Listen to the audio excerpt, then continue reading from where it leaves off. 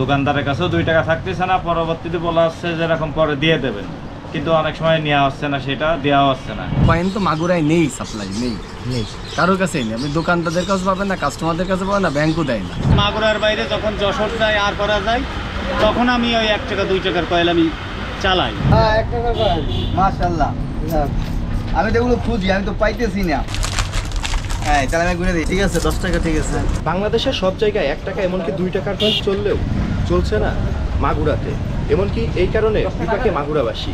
দর্শক, এই মুহূর্তে জেনে আসি মাগুরাতে আসলে 1 টাকা এমনকি 2 টাকার কয়েন না চলার কারণটা কি। 8 টাকা 9 টাকা সিগারেট, 7 টাকা সিগারেট বেচতে গেলি কাস্টমারকে ফেরত দিলেও নিচ্ছে না, আমি দিতেও পারতেছি না, আমাদেরও কেউ দিচ্ছে না, এই জন্য সমস্যার কাছে আছি। এই যে 1 টাকা 2 টাকার কয়েল দিলি পরে নিচ্ছে না, আমরা রেখে দিচ্ছি।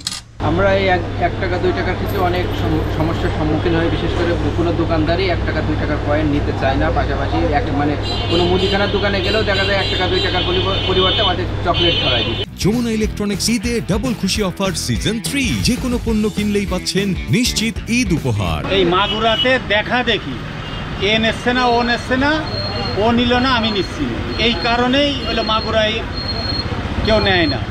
তাই বলে কিন্তু আমরা কোনো সময় না নেই নে, আমরা কাস্টমার আসলে নিলি অন্তত আমি নিয়ে আমি মাগুরার বাইরে যখন যশোর যায় আর করা যায়, তখন আমি ওই 1 টাকা 2 টাকার কয়েল আমি চালাই। 1 টাকা 2 টাকার কয়েন সংকটের জন্য তো আমরা অনেক বড় ক্ষতিগ্রস্ত হয়ে যাচ্ছি। আমাদের পাইকারি বেচতে হয়, খুচরাও বেচতে হয়, সেই ক্ষেত্রে 17 টাকা হলে 3 টাকা ফেরত দেওয়া কঠিন হয়ে যাচ্ছে।